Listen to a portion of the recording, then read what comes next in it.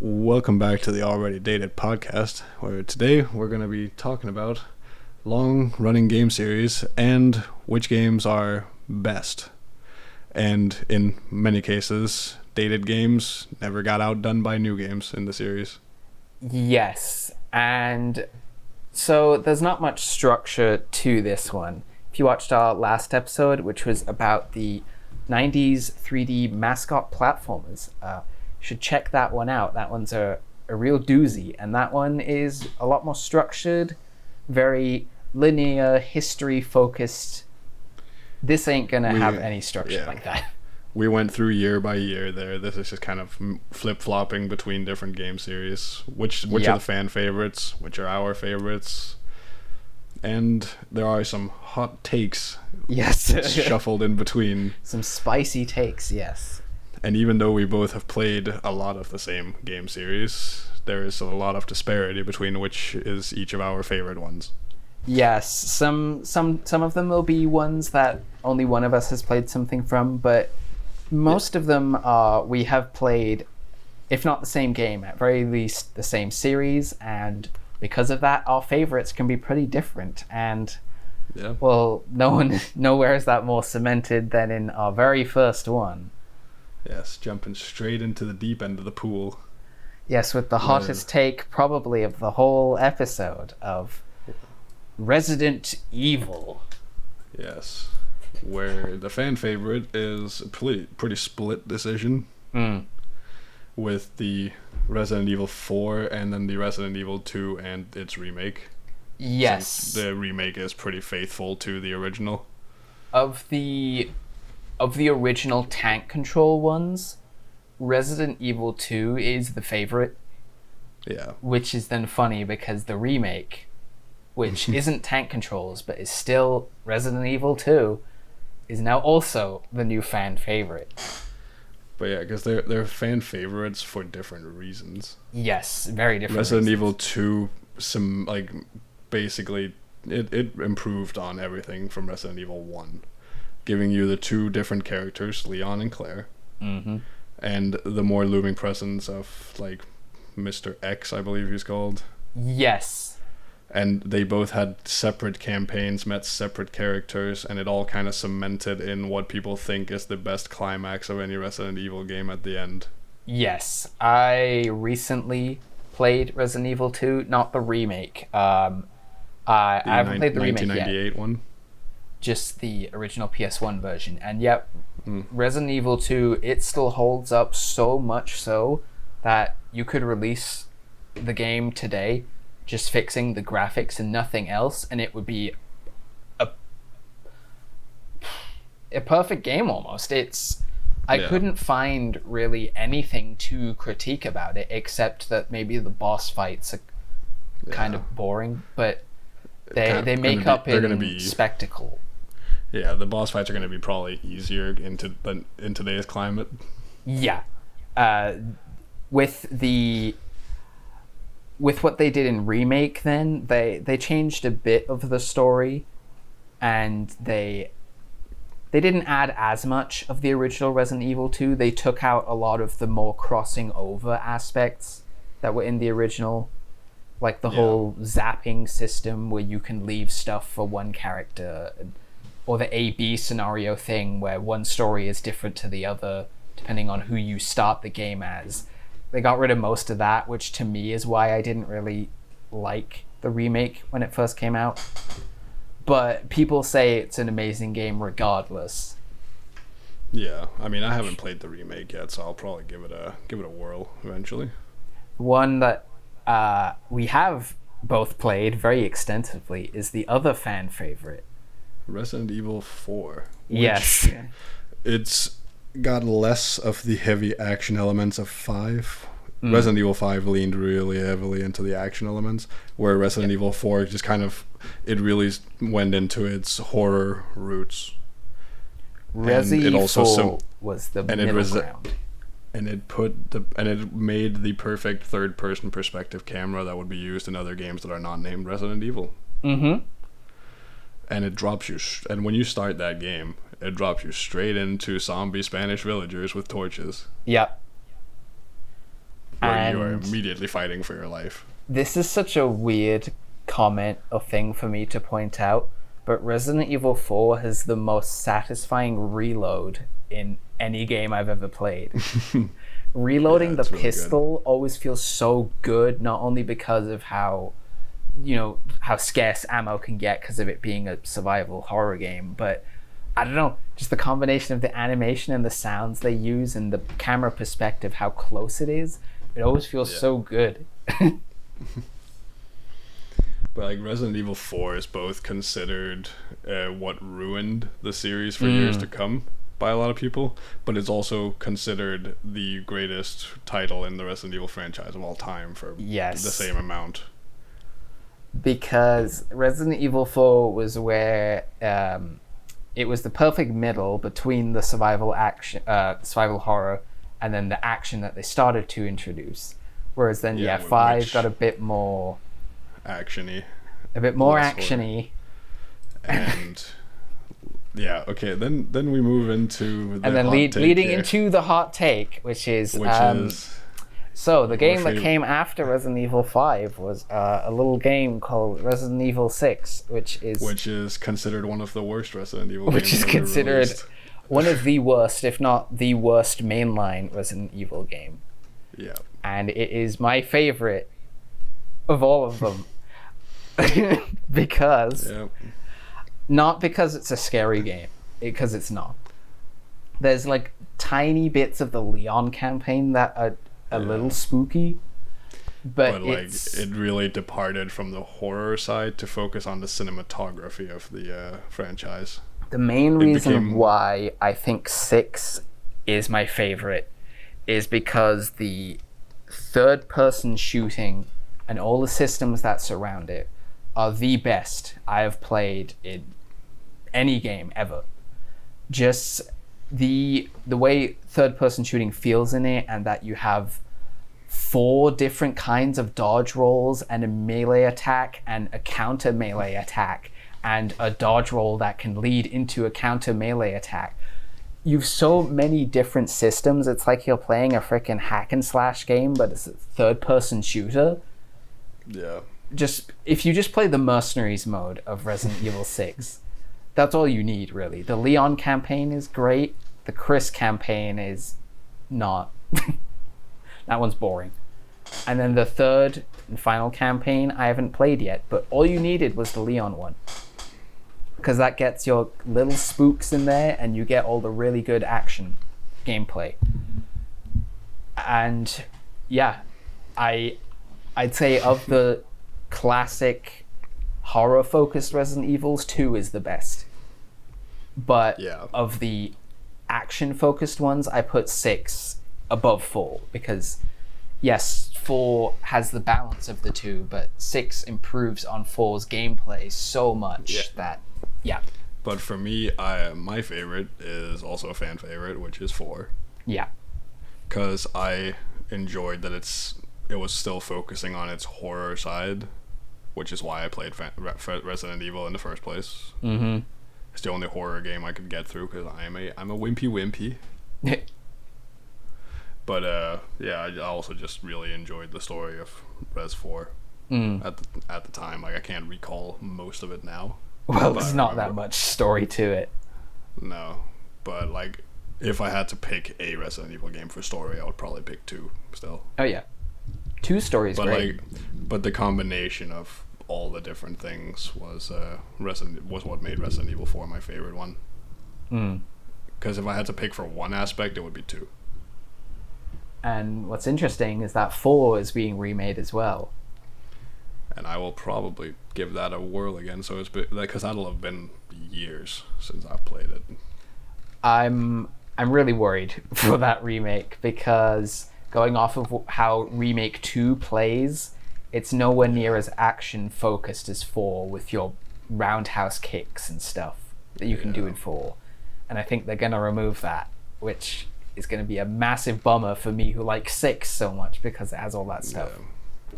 But I think if they make a 4 remake and I play it, it will have been a solid probably 15 years since I played the Resident Evil 4. Not really. It's been like, it'll been like 10 years probably. 10 years, give or take. What version did you play? OG. On which platform? PlayStation. Oh, PlayStation 2. PlayStation 2, yeah. Did you not play the Wii version? I never had a Wii. The Wii version is even better because you have the motion control aiming in it. Oh, yeah. And it kind of breaks the game because you're almost too good at shooting now, but yeah, it was... Yeah. Resident Evil 4 is a great game, and then the Wii version is an even better game. Yeah, because you're better at aiming than an analog stick. Yes. I could imagine if I played that, I would just go on full like Rambo mode, just running through a living room like, fucking let's go. Oh, there is Resident Evil 4 VR as well, which I bought, and I don't know why I bought it because I can't play horror games, much less VR horror games. Oh yeah, VR horror. Don't even get me started. So I don't know why I bought it. I mean, hey, when we probably eventually will meet up, I will play it. Yep, I can bring my Quest along. You can play it for me. Yes, I will. You can play it vicariously through me and watch me shit my pants instead. Because just the association of the regenerators. Yeah. Seeing those in VR, no. Yeah. No, I'm good. I don't want to. So if we move on to the next game in a long-running series. This is where I do not have a hat in the ring. No horse in this race. Yes. I do have a horse in this race, but it's one horse out of like 20-something games. Well, which is good because you played not only the fan favorite, but also my favorite. So the series being Need for Speed, who has had just so many freaking games. A staggering amount of games. And also is one that has really fallen off. Oh yeah, that just disappeared. That they still make games every few years. But not in the prevalent stuff which they... Yeah, the way it used to be. I played the prestige Heat. that they had. Need for Speed Heat was the most recent one, and it's good. I don't even remember all the titles. Don't they also have one called... Do they have Hot Pursuit or just Pursuit? Yes. Or Hot Pursuit. Yeah. So the fan favorite of Need for Speed is easily Most Wanted, the original, not the freaking reboot thing that Criterion did, which was different. We'll get to Criterion later. Most Wanted, I don't know, what can I say about Most Wanted? It had the really good car customization. It had the entire setup of you going through a blacklist of characters, working your way up to number one, so it had an actual progression list, unlike most racers nowadays where you just get the fast car and that's it. You actually have to work up to your stuff. And it had an amazing soundtrack. And what more do you need in a racing game? And you wanna have a cool soundtrack in the background while you're racing down the street. You want to make your car look cool. You want to have cool music while you're driving to it. Yep. And you get to have police chases, which are really fun. That's it. That's all you need. Whereas what more do you need? The one other favorite I have, if I wouldn't pick a fan favorite, would be Need for Speed Underground, because it's a different vibe. Where Most Wanted is all police action, gritty, serious focused. Underground is like... Underground is a lot more focused on the actual car culture at the time, like Fast and Furious 1. That Great very movies. Customized Japanese car, neon lights, future type thing. And yeah, Underground is basically just like an adaptation of that drag race from Fast and Furious 1. Great movie. And great game. And yes. yeah, if we move on to the next series. A game which we have spent many an at early teenage hours playing together. One After of school the with biggest franchises in all of video games still, sadly. Call of Duty, Yes. COD. Which, yes, as you were saying, we played into the every wee day? hours of the night with our horrifyingly uncomfortable one-sided PlayStation 3 Yep. Bluetooth headset. the Bluetooth headset, yep, the one that sucked to wear and you could barely hear anyone out of, but it was cool because it was Bluetooth. You didn't need some wire. No, you just had like your little douchebag Bluetooth in the one ear thing. And the looked game like a secretary. the game that we Modern Business. played so often and was the fan favorite and is still our favorite because we haven't really played that Call of Duty Yeah, that much after, I pretty much quit after this. is the big boy Modern Warfare 2. Which is awaiting its remake coming Yeah. October. It too is getting a remake. Yep, Resi's getting its remake. Modern Warfare's getting its remake. I don't know. How do we start with Modern Warfare 2? Its story mode is fantastic. Its the Modern Warfare story mode in general, the campaign through those games is goated. But in Call of especially Duty. 2. Yeah, the Call of Duty Modern Warfare 2 campaign is pretty much the goated campaign in all of Call of Duty games, even up to now. You still hear people talking. Modern Warfare 2's campaign was just... It had the most epic finale. Yep. Except for the very first mission, where you're on that freaking truck. Yeah, All that's other bad. missions are like amazing in it. Like the ice one in the second level, where you're running around Oh. with soap. That is amazing. When you're scaling the mountain, get up to the base. Yeah, Yep. it's awesome. And you end on freaking snowmobiles flying Yeah. over ravines and stuff. It's crazy. And the one where you are in the higher, like you're in like the higher floor of a building, and then it gets blown up, and you're falling out into through scaffolding. So there's so many good action sequences in just the cinematic part of that campaign. And a really impressive twist as well with the Yes. villain in it. That I remember at the time when I was playing it, I was floored that they did that. Yeah. It's one of the hardest I've ever been gotten by a twist. It was in a Call of Duty game of all things. Yes. And we spent many an hour in the online. Yes, we've done a lot of talking and praise about the single player, but the thing we played more than anything was the online. Just team deathmatch through Yep. and through. Because it had a whole bunch of other modes, but I mean, you didn't need it. It had seek and destroy. Yeah, What's with the the other with the big bombs, Yeah. and had the dog tags one, I think, and Yeah. all sorts of different other ones. But yeah, team deathmatch was all you needed, and just classic maps. You got Yes. the wasteland map with the bunker in the middle. You got Terminal. You got terminal. Yep, You got Rust, yep. the smallest of the many The small maps. one with the little tower in the desert. Yep. Yeah.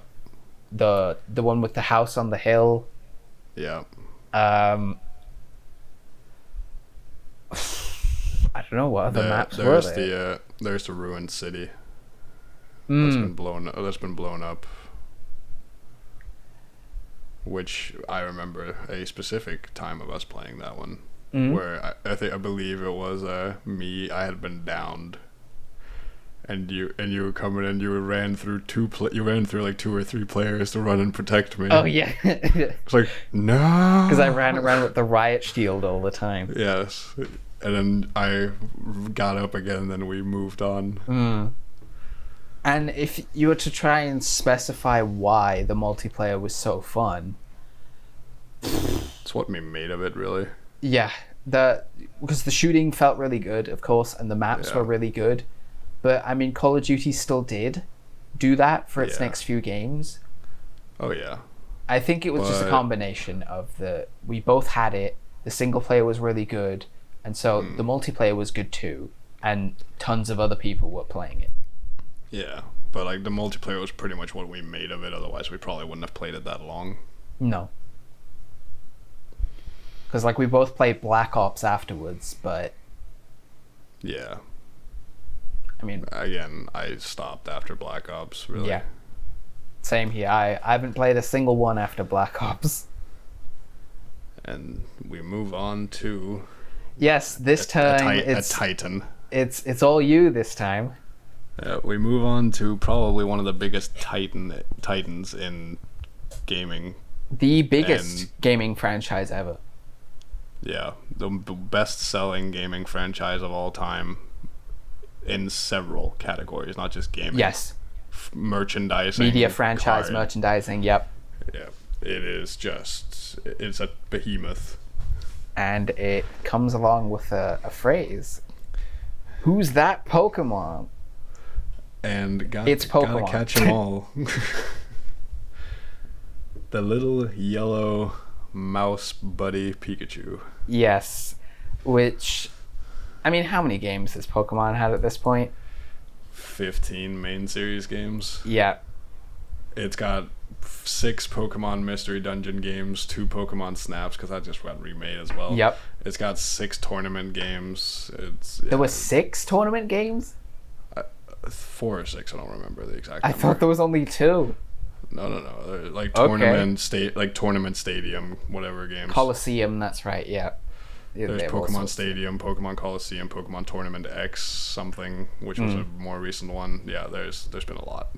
Oh, and then So you've I thi- Pokken as well, the fighting game. I think Pokemon in total has 59 games. Because they also have Pokemon Picross. Picross, yeah, that's true, yeah. Oh yeah, there's 2 Pokemon pinball games. Well, No, like they like actual digital pinball games. They count. They have 59 titles released under the name Pokemon. and But what we're going to be talking about is the main series. yes, and to throw what little hat I have into this ring, I have not played Pokemon. I have played half of Pokemon Yellow, and that was it. So we will get into like different aspects of that in another podcast. yes, Speaking more on its turn-based combat system and all this. yes, But the fan favorite games are obviously Red and Blue. the originals, yep. The thing that started all of this. Mm-hmm. And then we have the another fan favorite, which is oddly enough Gen 2, which came right after them. But this is the remakes of them: Heart Gold, Soul Silver. The remakes of Gen 2, yeah, which came out on the DS.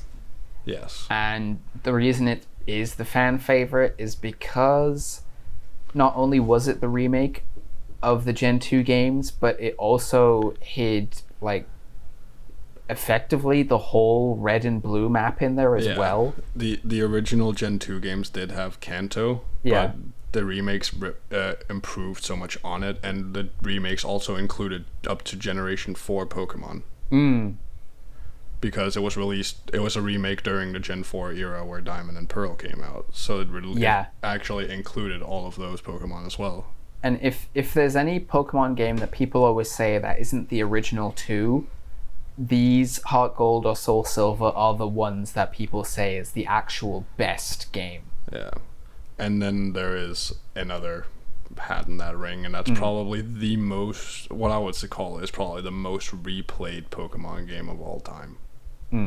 Is Pokemon Emerald. Yes. This is the It's the streamer one.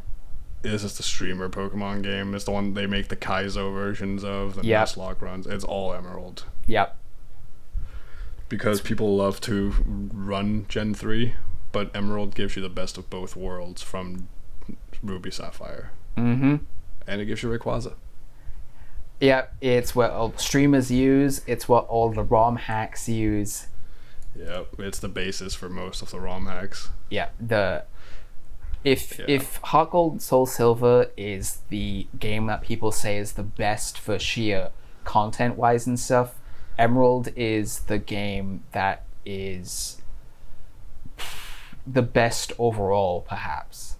It's just the one that people always go to. But leading from Emerald being Gen 3, my favorites Yes. are the Gen 3 remakes. The of 3DS Omega ones. Yes, the Omega Ruby Alpha Sapphire. The ones that came right up the ass of X and Y. Yes. And it literally that couldn't have come at a better time because they came off the ass of the worst games because what X and Y did wrong was how easy they were. Like there was you didn't have to think. You just put out anything and just play. Which, from what I've heard, Sun and Moon then doubled down on even more. Sun and Moon, yeah, they just did the same thing. All I heard was that the tutorial is like an hour long, and you can't skip it. It took me 3 days to get through the beginning of Sun and Moon because I couldn't handle it. I play like 20 minutes at a time. It was awful. But Omega Ruby Alpha Sapphire, why do you like Omega Ruby? They did everything that I wanted in a remake. My favorite generation, tied Generation 2 and 3. They're my favorites. But the most played I've ever done is like Pokemon Sapphire. The original Pokemon Sapphire for Game Boy Advanced, I have capped the timer counter for game time at 999 hours and 59 minutes. Wow, okay.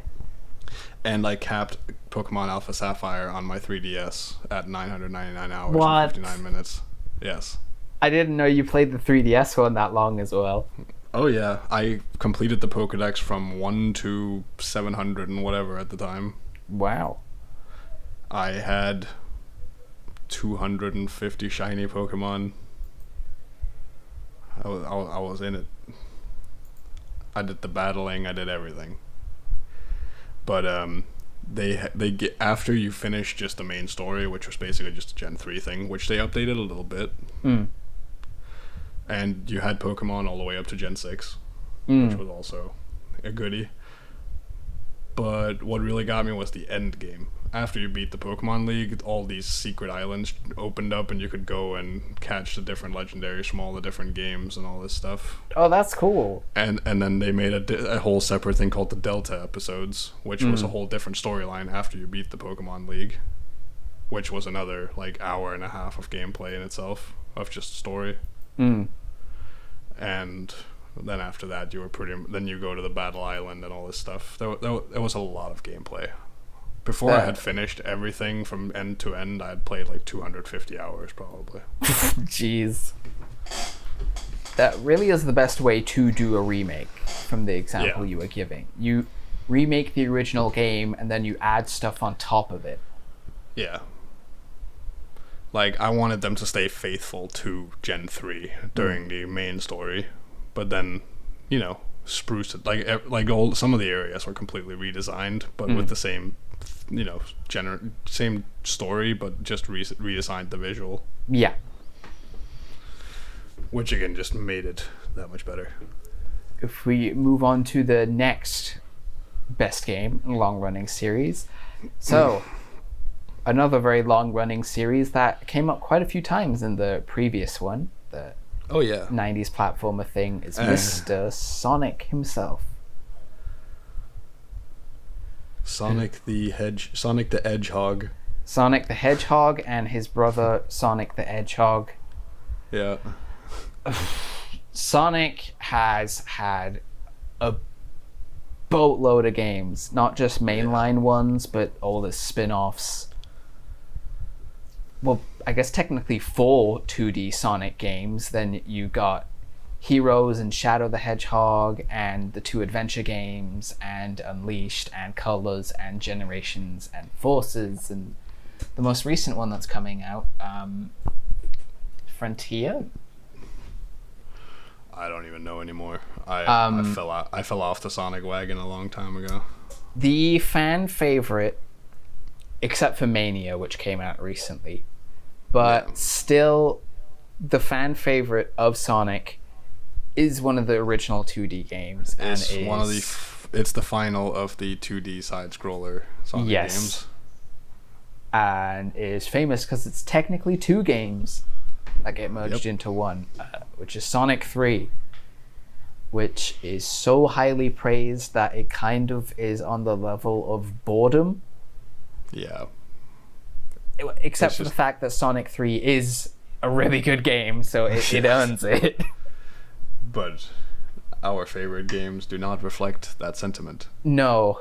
So Sonic 3 is really, really good. Yes. But it's that kind of good where you don't have much to say.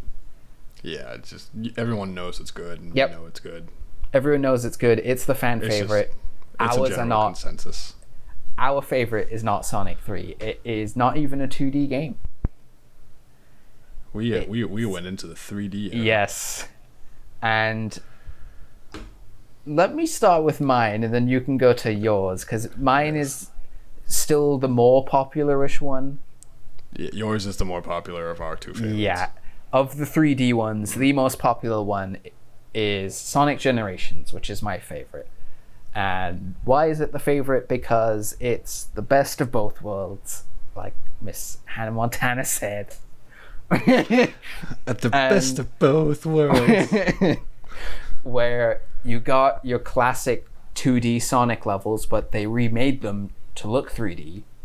Yeah, so And it's then you behind have the character camera. 3D modern Sonic levels where you get to run around in 3D space.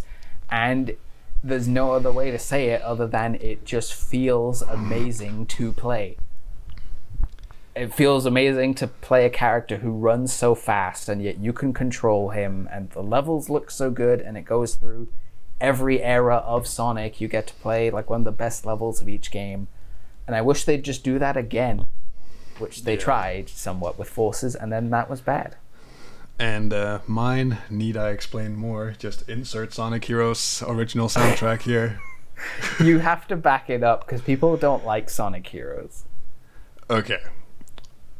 For me, I just enjoy the level setup of most of the game. I like the dynamic character switching while you're running. Like, because while you're speeding through the level, you can dynamically switch to a character that you need to overcome an obstacle with that you can see in your sideline coming up. And I like that there are several routes to a lot of the levels. And it's very colorful. It was very nice for 7-year-old me. Did you ever play any of the other campaigns? Because they have 3 campaigns in the game. Yeah, I played everything. Oh, you played all of them? Okay. Yeah, I finished the entire thing. Because usually when people talk about Sonic Heroes, they say, okay, yeah, the Sonic one was fine, but then the other 2, I didn't even play them. Oh, I love the Sonic one, and I like the other ones were not as good, but I enjoyed them for what they were. Okay. But for me, like every time I hear the soundtrack for Sonic Heroes, I'm just like, Sonic Heroes. It is really great. And funnily enough, the what is it, Windy Hill or Wave Hill? The first level of Heroes is in Generations. And I always play the Sonic Heroes theme on that stage because, I mean, you have to. You got to. You have to recognize. You gotta recognize, exactly. Respect the troops. Yeah. But, like, for me, I don't think I actually played Sonic Generations. I think the last Sonic game I played was Heroes. Dude. So I'm probably gonna go back and give them a shoe. Dude, you gotta play Generations. Generations is so good. At what point what did Generations come out on? So it came out on PS3 and Xbox, but it's on Steam. Okay, yeah. That's where I play it on. I reinstall it every few months. Because I got my controllies. Oh, yep. There you go. I reinstall it every few months, replay through every single level, and then I deinstall it until the next few months later where I do it again. And it never gets old. Alright, the next franchise I'll try and rush through because you're completely on your own. Because it's all me. I have nothing. I've never played this next one. The legend of how I've never played Zelda. Yes, Legend of Zelda. What can you say? Big boy, long-running series. It's the counterpart to Mario for biggest Nintendo series. I know Link. You know, his name is Zelda, right? You play as Zelda. No, that's the princess, guys. You play as Mr. Zelda. Yes. And the favorite of Legend of Zelda is Ocarina of Time, the N64 game. Even I know that. Yeah, everyone knows that because that's the appearance of Link in Smash Bros. When people think of Legend of Zelda, it's Ocarina of Time. And it kind of made me hate Ocarina of Time when I played it because I hate it because everyone loves it. In a way, but it's the game. When you think of what's Legend of Zelda music, it's Ocarina of Time. When you think of what does Link look like, it's that Ocarina of Time version. Whereas my favorite is probably also the most famous, most recent one. It's Breath of the Wild. I won't say anything on it because if I do start, gave it a new breath of life. Yes. If I do start talking on it, we'll be here for the next 10 hours. I just need to make my own video on it because the one I'll talk about more is Zelda 1, which people don't really talk about because it's old and it's really hard. And I really like it because even though it's really simple, there's just the overall vibe to it, the background that you're playing as like a 10-year-old kid and everyone's dead. Like Ganon, the villain, has won. Everyone is dead and living in caves. And then a 10-year-old is what manages to save the day. Which is like, hell yeah, dude. It's like Pokemon. That's empowering as hell. Yeah, it's like Pokemon if all the humans were dead. Yes, if Ash is the 10-year-old who saves everyone. If Mewtwo kills everyone, the world every time. and then Ash has to save. I mean, the further you get into Pokemon, it's just like more world-ending shit that Ash has to stop. I won't say any more on Zelda. Zelda 1 is great. Zelda 2 is also really great. People don't like Zelda 2 either. So, mentioned Mario before. Yep. Another big topic of our previous episode of the 90s platformers. Yes. Which and is how also Mario is just, he's the king. Yeah. Really. He's the king. Everyone knows him. Everyone likes him. I called him boring, which is still true. I call him Wahoo. I call him the Italian plumber. And the fan favorite is Mario 64. The king of 3D platformers for many, many years forward. The thing that spawned the 3D platformer, the speedrunning game. The inspiration for almost every 3D platformer. Yep. But and once again, your favorite is one that I've never played. What? I'm pretty sure I've never played Galaxies. Oh yeah, because you said you don't have the Wii. Yeah. Well then, how about we start with your favorite first? My favorite is one of the oldest Mario games. The one that started the platforming race of the 1990s. Yes, what we started the previous one with. Super Mario World. Yes. The first like extensive revisiting of levels Mario game, because Super Mario Bros was very linear. But it was also my first ever experience with video games. Yes. Thanks to my very hip mother back in the day.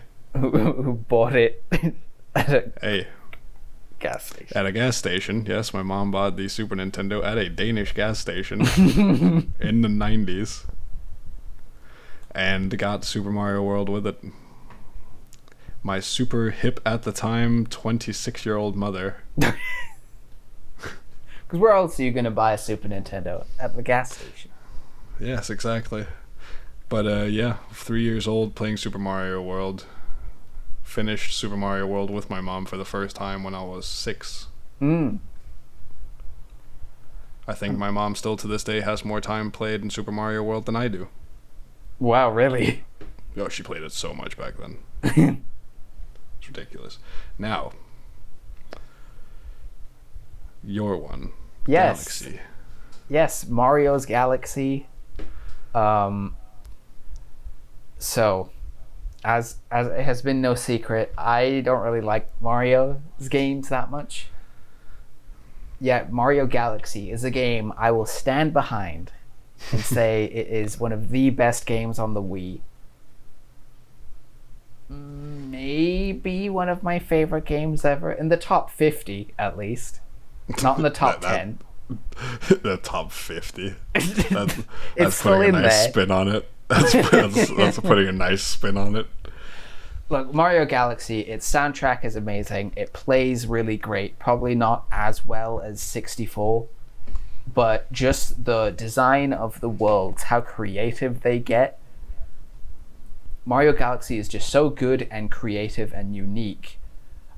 Or it made me kind of hate Odyssey, the most recent one on the Switch, because I have mixed feelings about Odyssey. I played it and I enjoyed it for what it was trying to be. But I don't think it's by any stretch of the imagination one of the better Mario games that have come out ever. No. Odyssey really frustrated me because one of the big things about Mario games is the power-ups. Yeah. And how you can use them in multiple ways. And that's just kind of gone now. Yeah, You just throw Odyssey your hat removed at them. things. It changed it to the hat thing, which you'd think would open up way more, but it just lets you kinda take limited over you. something that can do one thing, and that's it. Yeah, it just limited you compared to old Mario games. It really was like one step forward, 3 steps back kind of thing. Yes, exactly. Whereas in Galaxy, the power-ups there, like you have the spring power-up, which is crap. You only use that for one purpose. Yeah. But all the other ones, you use it for millions of purposes, like the ice power-up. You can use it to ice skate on ice surfaces, but you can also use it to make platforms out of water, and you can use it to freeze enemies. It just gets so cool and creative. No pun intended there. If we move on to the next one.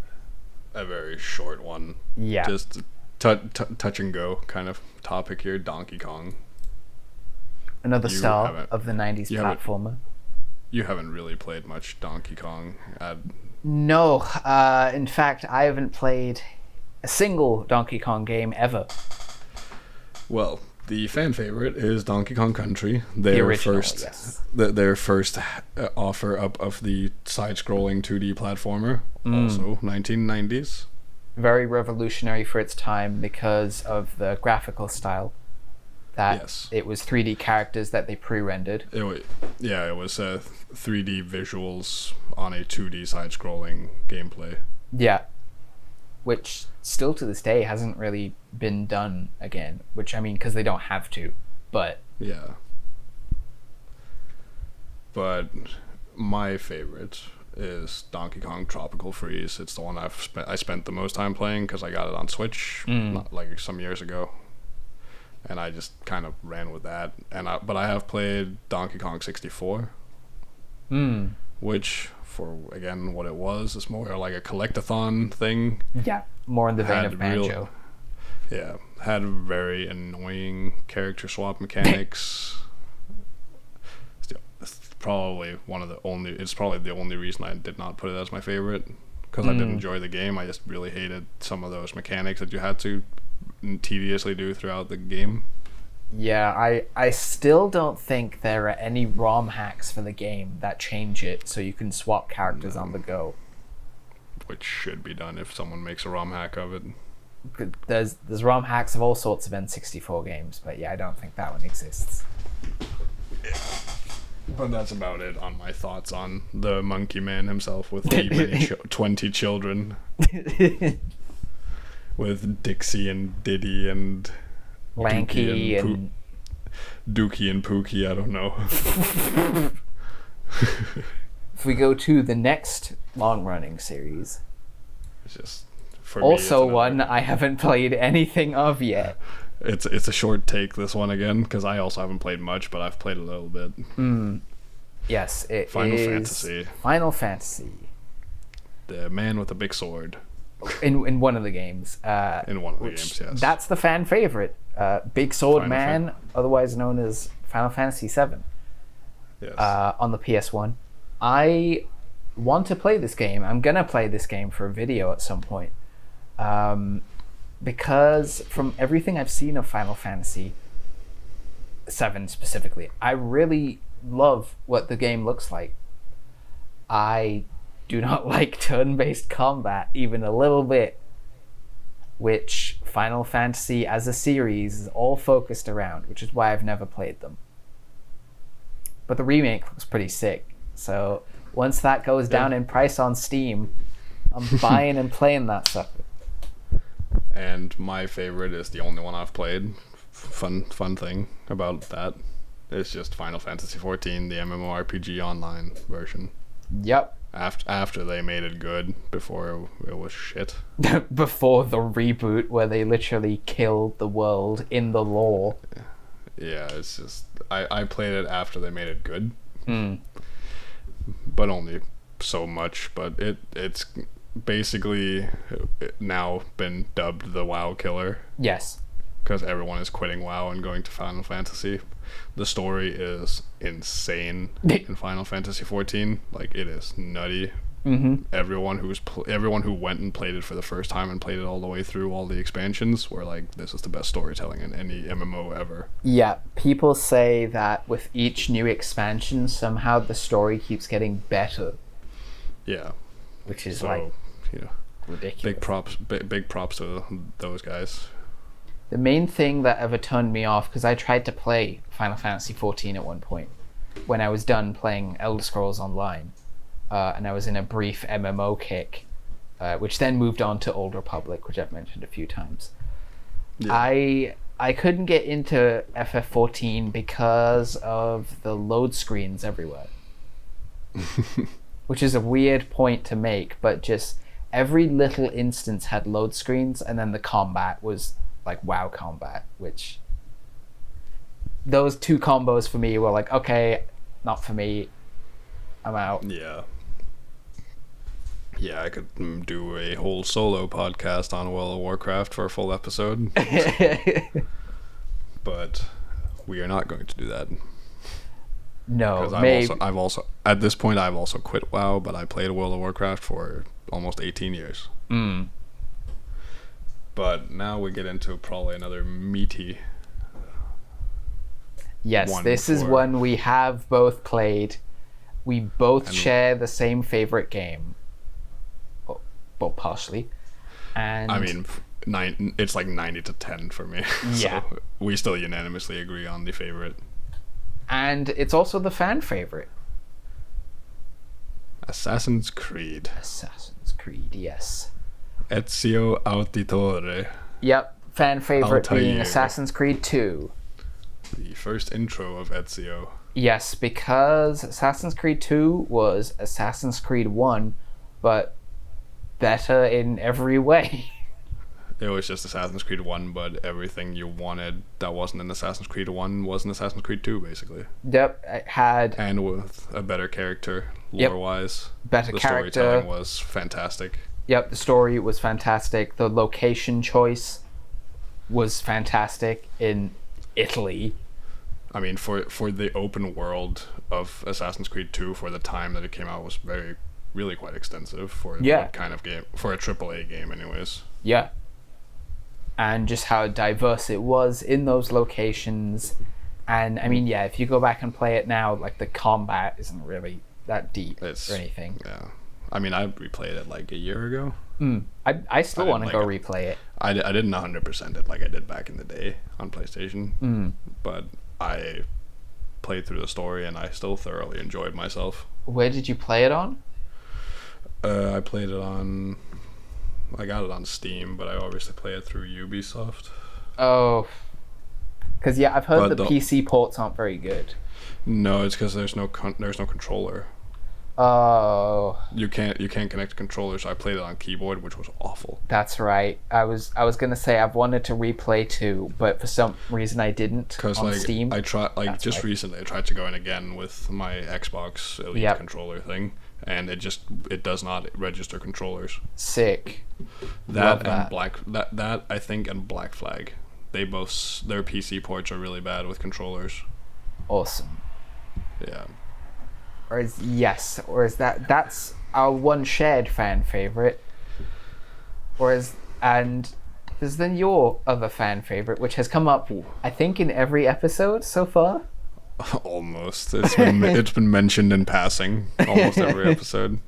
But yeah, one of my other favorites is one of the quote-unquote reboot Assassin's Creed games, which started with Origins. But my favorite, other than that, is Assassin's Creed Odyssey, which is kind of a hot take for some people, because a lot of people believe that it's like strayed too far from Assassin's Creed to be considered Assassin's Creed. Yes. What little I've played of the game, because I own it, I played about 5 hours or so I played a few opening missions, and I liked what I played. It's not Assassin's Creed, though. For me, like, if you slapped another title on it, like fucking, something Greek mythology related, I would also just believe that. Because it's not like, hey, there's like the assassins and stuff like that. That does not exist here. There's no Templars, none of that. This is full on Greek mythology, and I really enjoy Greek mythology games. Yeah. And for me, it's like I heavily enjoy Norse mythology. Oh, there I differ. But also that's because of where I'm from. Yeah, makes sense. Scandinavian Norse mythology, kind of hand in hand. Yeah. But Valhalla did not get me at all. Yeah. A game that I would recommend for people who are heavily into Norse mythology is play God of War. You may have heard of it. People don't really talk about it that much. People don't really talk about the 2018 AAA Game of the Year, 50 multiple awards, God of War. It is absolutely fantastic. It's kind of an indie gem. Yeah, but it is fantastic. And I get why it's getting a second one, which I'm going to play again, Ragnarok. But any other thoughts on Odyssey? Odyssey, I think its storytelling is really great, apart from a couple of times where it kind of just bites off more than it can chew plot-wise, because it tries to do too much too fast. But when it gets the pacing right, which is for me most of the game, it really hits. But like Origins, I never played. People consider that best of the reboot games. Yeah, they just say the pacing is really slow in the beginning. But other than that, they mostly just call that one like still Assassin's Creed. Yes, from what I've seen, Origins was the departure, but it still had bits.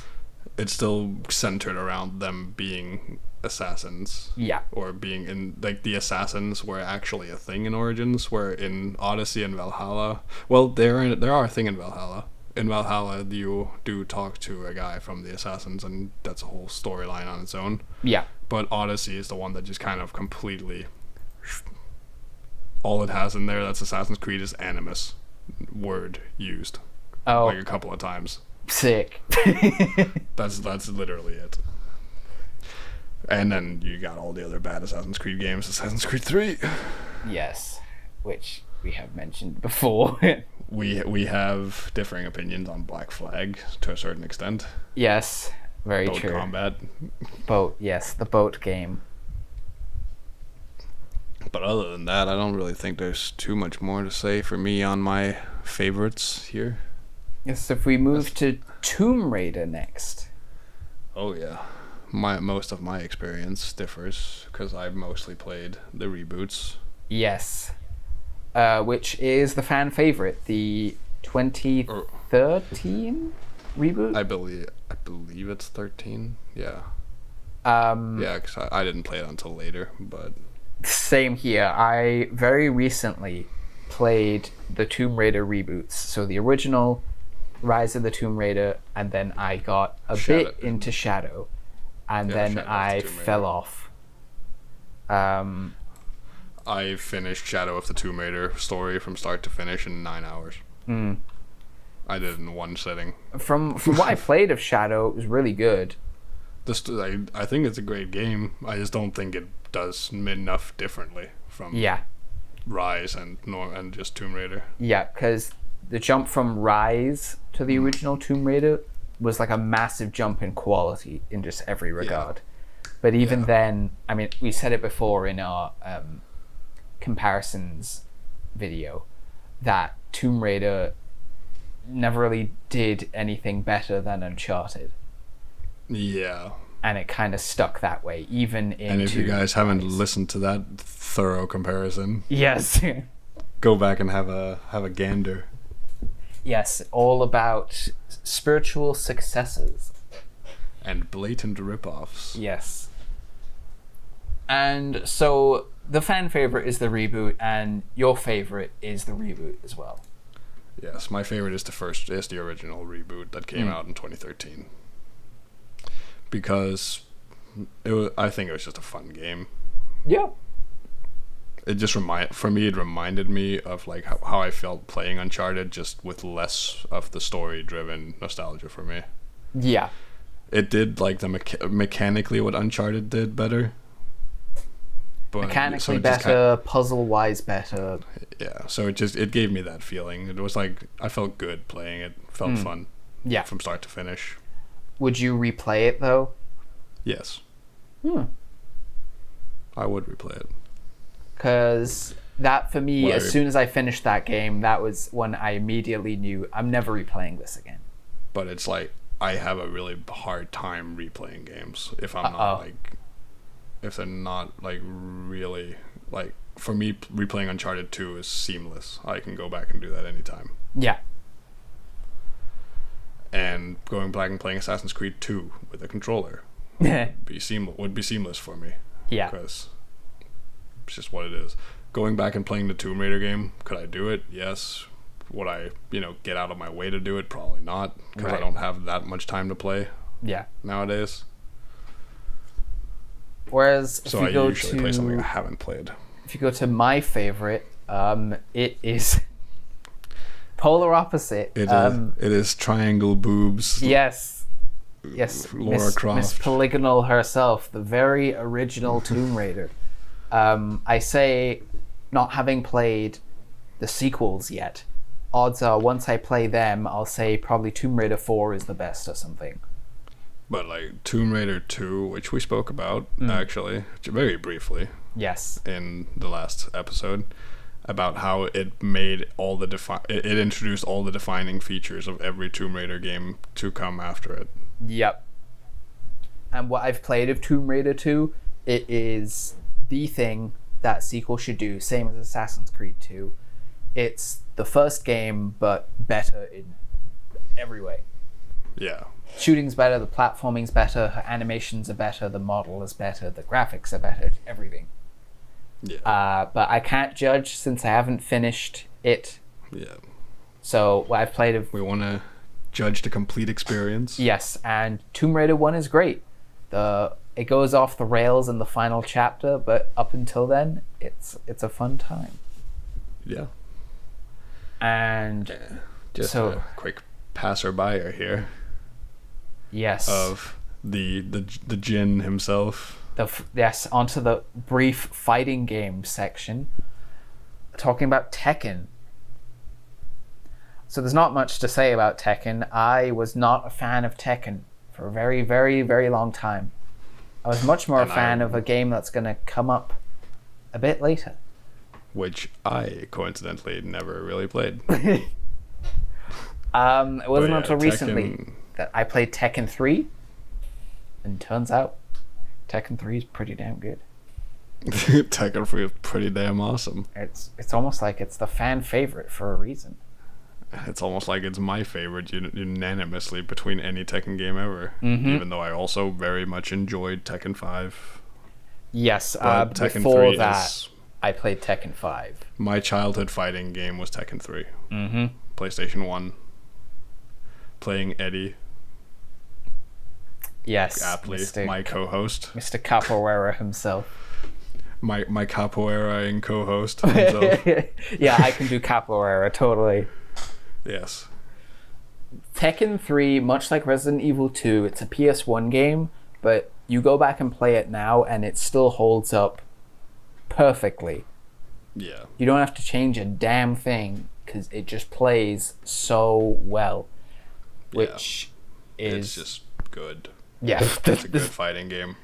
It feels great to play, and that's all you need from a fighting game. Which is why my favorite is then Tekken Tag Tournament, the game right after Tekken 3.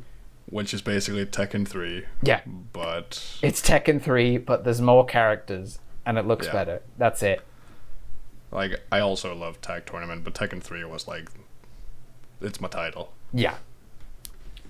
But they're pretty synonymous with each other, just that it's slightly better graphics and more characters in the other And one. they both have very different soundtracks, but they're both really awesome soundtracks.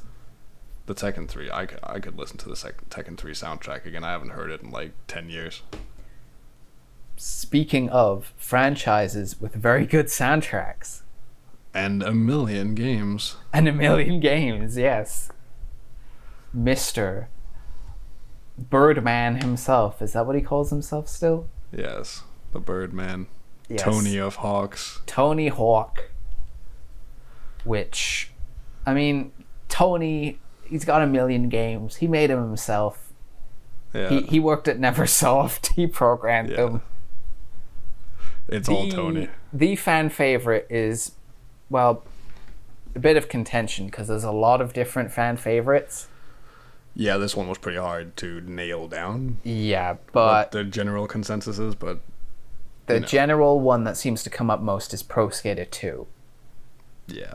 Whenever you see people talk about Tony Hawk, Pro Skater 2 is the one that people talk about. It's either Pro Skater 2 or Pro Skater 3. Which...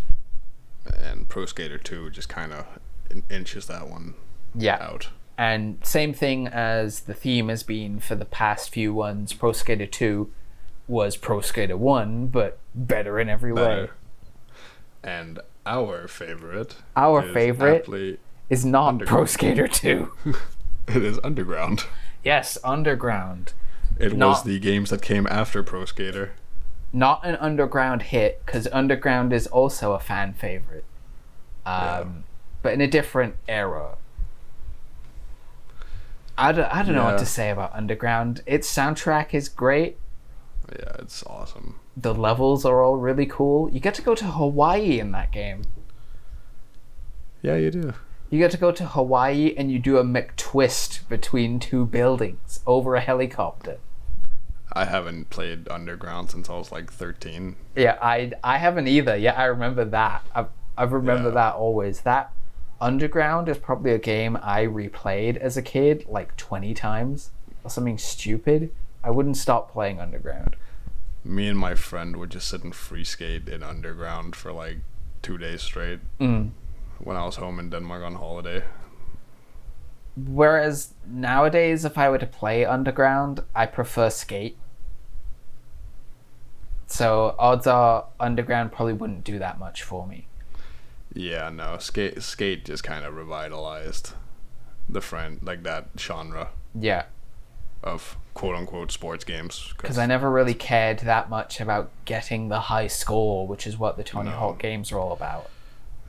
And if you want to hear about us talking about Skate, yes, you can go back and listen to episode 2, I believe. Which was... Yep. Games we enjoyed for the same and different reasons. Yes. Next Skate. franchise, another one where I have no race in this horse. I'll keep this one quite brief. Ratchet and Clank. Another kind of shoot stuff, mild puzzle platforming, but mostly just kind of action killing things, upgrading guns. Who is actually a Sony mascot that has still stuck around because they're still making Ratchet games. They just came out with their Rift Apart for PlayStation 5 exclusively in 2021. And with it's the supposed to be release really of good. PlayStation 5. Yep. And I really want to play it, but hey, PlayStation 5 still not very much in production here. Yes. Still like twice the like times 2 price tag on it. Yes, and for me personally, still no reason to get it yet, except for the Little Big Planet game. You can get that on PlayStation 4, and then you can, if you buy it on the PlayStation 4 store, you can download it on PlayStation 5. I don't have a PlayStation 4.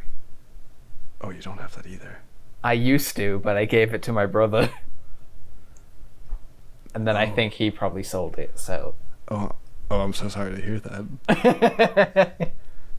Anyway, Ratchet and Clank.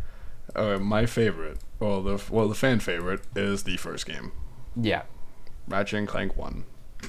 I played minimally of this, but my favorite is Ratchet and Clank 3, otherwise known as Up Your Arsenal, which I actually never knew because I have the OG PlayStation 2 box where it says Ratchet and Clank 3 on. Yeah, the weird innuendo titles for Ratchet games was all a US thing. Yeah, it was like because up your, and it's spelled arse. Like, yes, it's like supposed to be up your ass. Yes, Up your arsenal. But Ratchet and Clank 3 was really fun. It's just a really fun game that I loved playing when I was like 10. Not really much more to say on that. I loved the story of it with the big dude in the spandex green suit. Oh He's yeah. a hero, but is really a big fucking coward. And I mean, going straight into one that you didn't have a horse in, now we're going straight into one that I have none. Yes, it's the return of the fighting game. The one that I liked instead of Tekken. Because this one is better than Tekken. I used to think that. After I just got into Tekken 3, I think they're pretty level. That for very different reasons. Same company though, it's Soul Calibur. Which what is it, Konami? No. I don't remember. I don't even fucking remember. I get confused. It's been a while. Bandai Namco. Yeah, that's the one. I fucking forget. Soul Calibur, pretty much just Tekken, but with swords instead, or old melee weapons. The fan favorite is Soul Calibur 2, and that's because the GameCube version had Link in it. I was seriously debating putting Soul Calibur 2 as my favorite as well, for just that reason. Because when I first played Soul Calibur, it was the GameCube version, and all I played was Link, who again is the Ocarina of Time version, because gee, I wonder which version do people think of when they think of Link. No, my favorite is Soul Calibur 4, the one that people didn't like. I'm trying to think of how to back it up. People don't like Soul Calibur 4, yet Soul Calibur 4 is one of the best looking games on the PS3/360. Don't even feel bad about having your favorite being one of the least favorite ones. We're gonna move on to one that's just such a hot button issue. I don't feel bad. I'm just trying to justify why I like 4 so much. You get to make your own character, and it's really extensive, and you have a bunch of extra modes. You have an endless tower mode, which all fighting games need. An endless mode that gets harder and harder, and as you go through it, you unlock stuff for the characters. Yeah. That's sick. More games need that. And that was introduced in Mortal Kombat as well, wasn't it? Yeah. In Mortal Kombat, had it with the crypt and stuff. That's actually another long game series that we never even thought of. Well, yeah. But it's just same shenaniganery, really. Yeah, with Mortal Kombat 9. Yeah, we can put that in right now. The fan favorite is Mortal Kombat 9. Our favorite is Mortal Kombat 9. Yep. Next. And that's about all we have to say about that.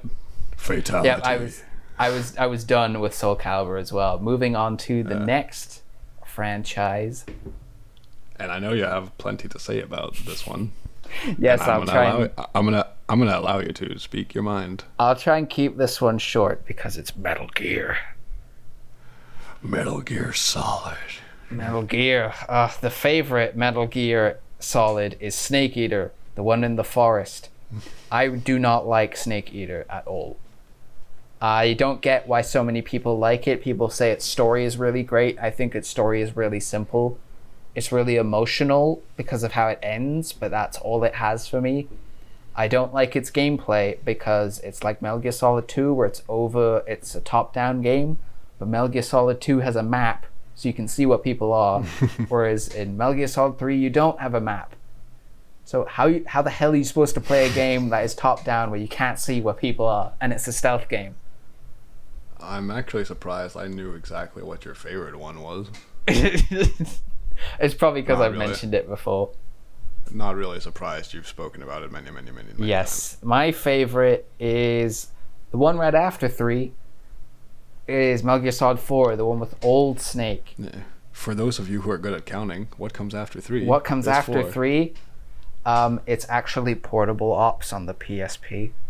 But no, Metal Gear Solid 4, another case of best looking game on the PS3.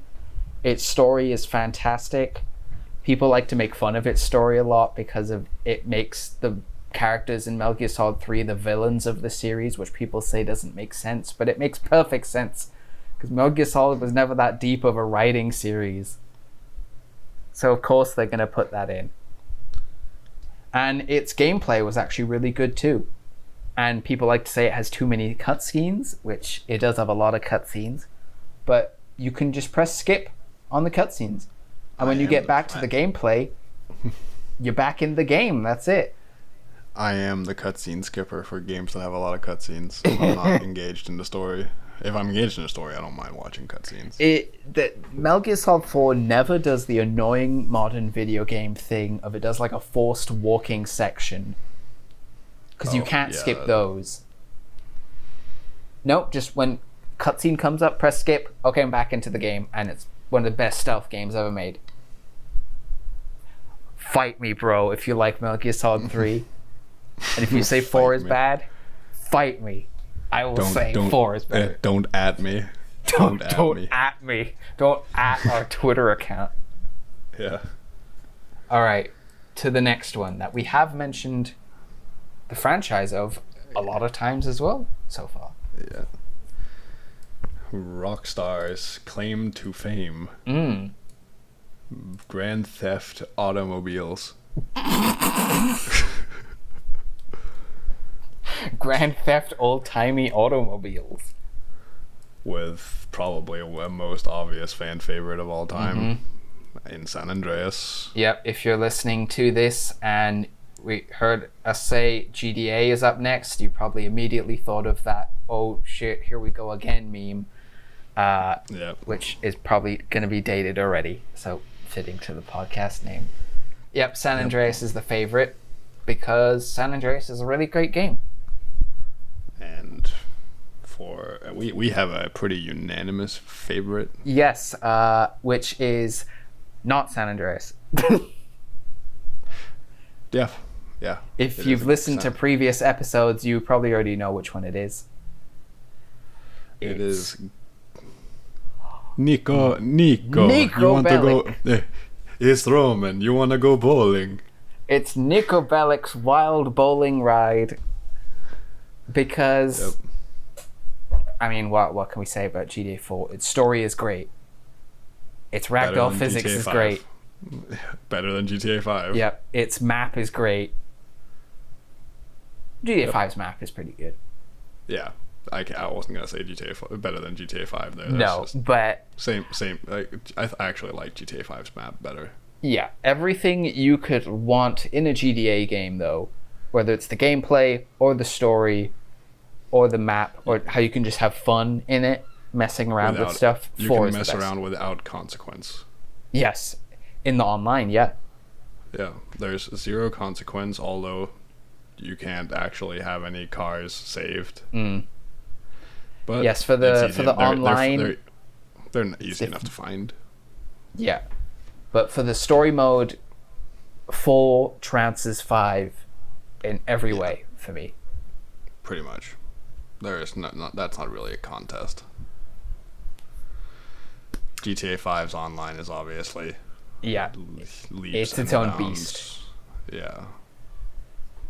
If we move on to the next franchise, this is going to get to the longest topic of the whole video.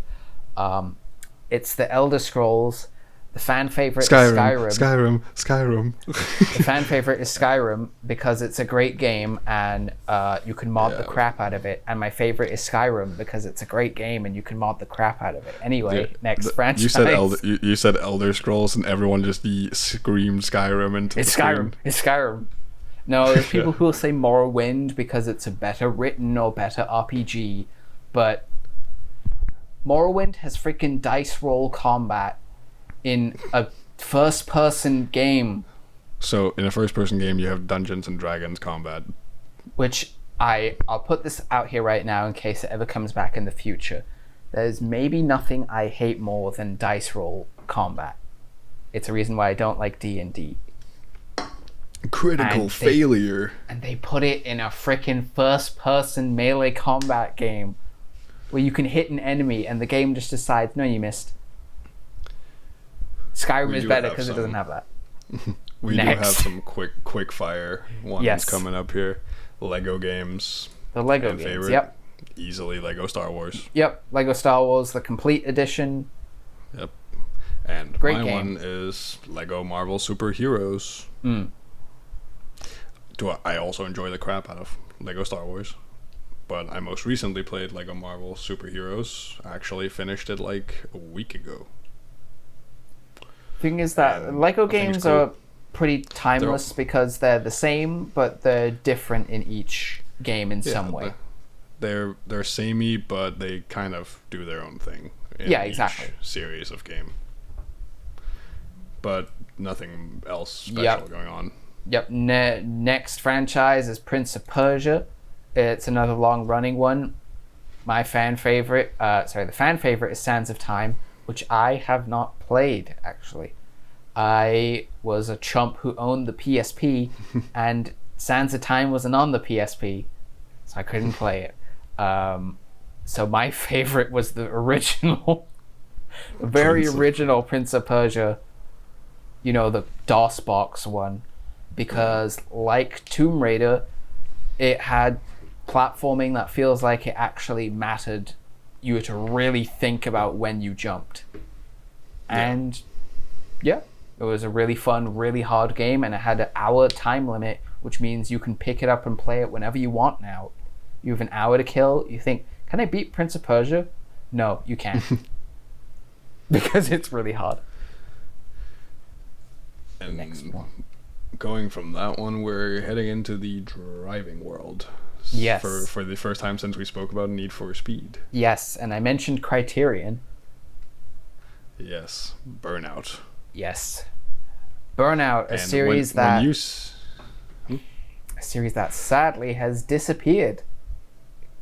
Yeah, no one speaks about Burnout anymore, really. People speak about it, but they don't make games about it anymore. But when you say Burnout, does anyone say Burnout 1? No. Does anyone say Burnout 2? I mean, no. Burnout 2 is pretty fun, but no. But in the grand scheme, what do people say? Third time's the charm. Third time's the charm with Burnout 3 Takedown. Yeah. Which, there's not much competition. Paradise is very divisive, even between us. I like Paradise whereas you didn't.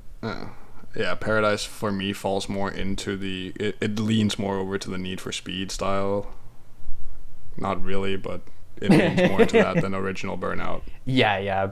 Paradise is a different thing altogether. It has the same modes, but 3 is the pure Burnout experience. It's you have the crash mode, you got your takedown mode, which is what it really is centered around. Yep. Driving super fast, crashing other people, and watching their cars fold in half when they hit a wall.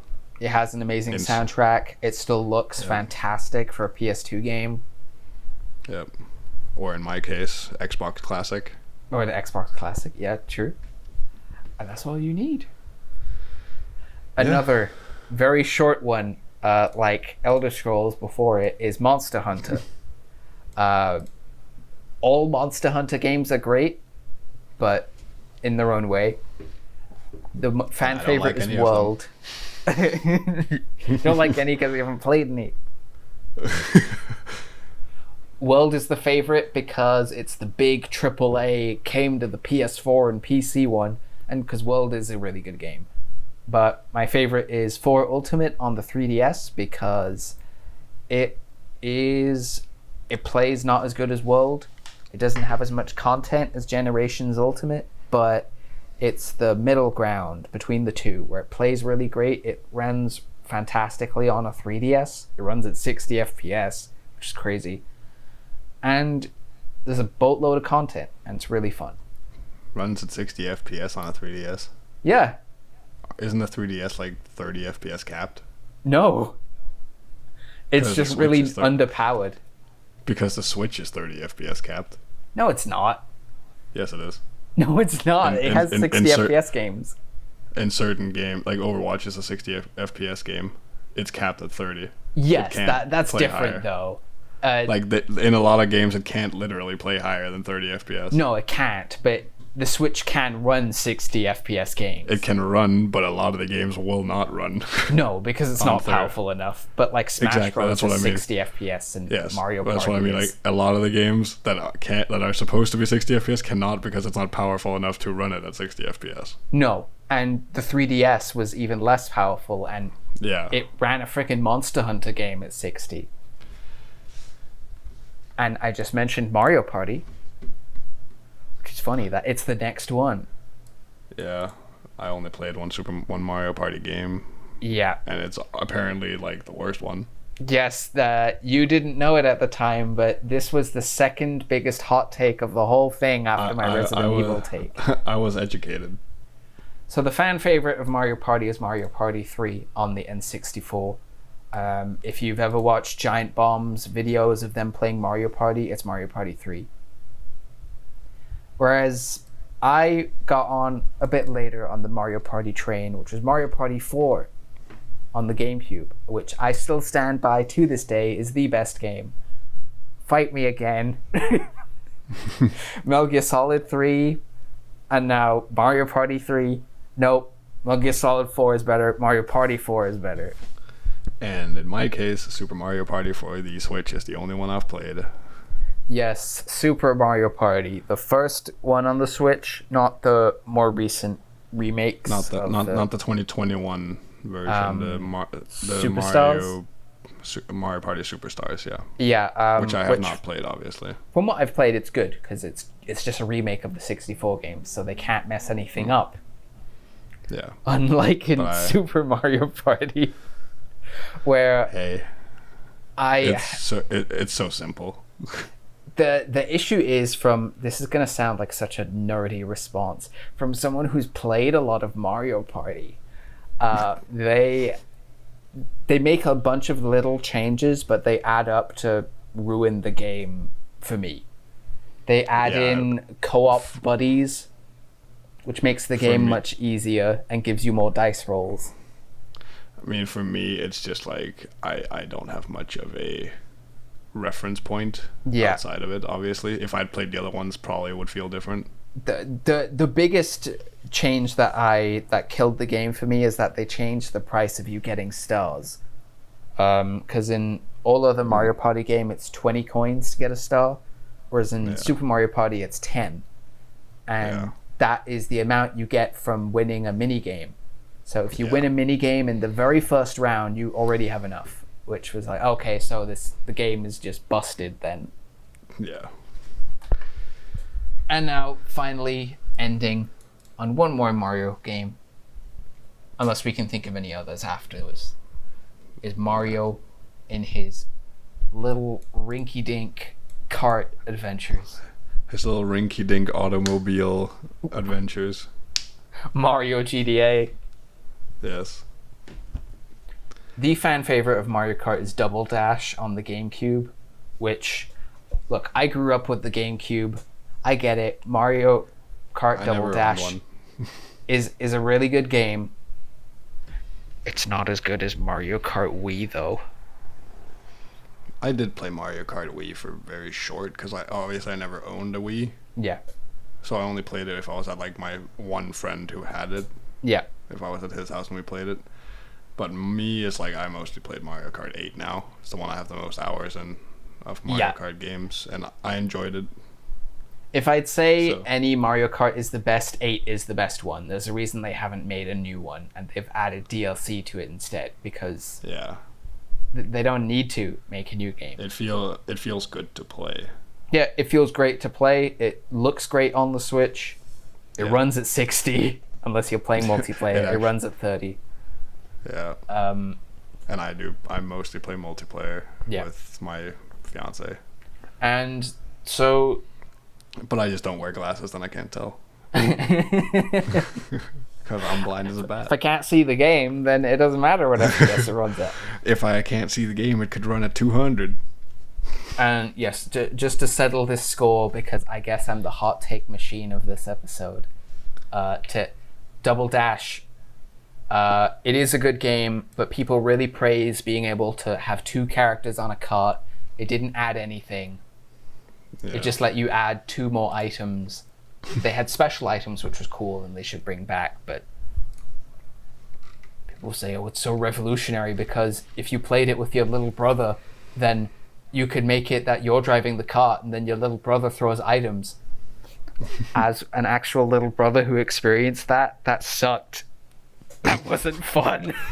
All right. Well, let's we'll wrap that up there of us just making a full-on opinion piece of games. Yeah, I don't know if we can add or should add anymore, because I fear if I add a 4th hot take to this, it may implode. It's gonna catch on fire. Yes. It may actually catch your browser or whatever you're listening to with this on fire, and I don't want that. Yes. So- So we'll cut it here. Yes, what's your favorite game in any of the franchises that we've listed, in the millions of franchises? Let us know. Do you think Metal Gear Solid 3 is actually better than 4? I don't care. No. Put your Come in with a reasons down. hashtag hot take. Come in with on a Twitter with a hashtag hot take. Go to our already dated Twitter account, put in the hashtag already dated hot take, and then just spam your thoughts there. Yes. We should really we should remember to, when we are posting, to put all the social media stuff Yes. down. Well, I guess, yes, that wraps this one up. Hope the phone doesn't Yeah. catch on fire from the hot takes. Yes. Thank you very much for And watching. yeah, we'll see you guys next time. Bye. Bye-bye.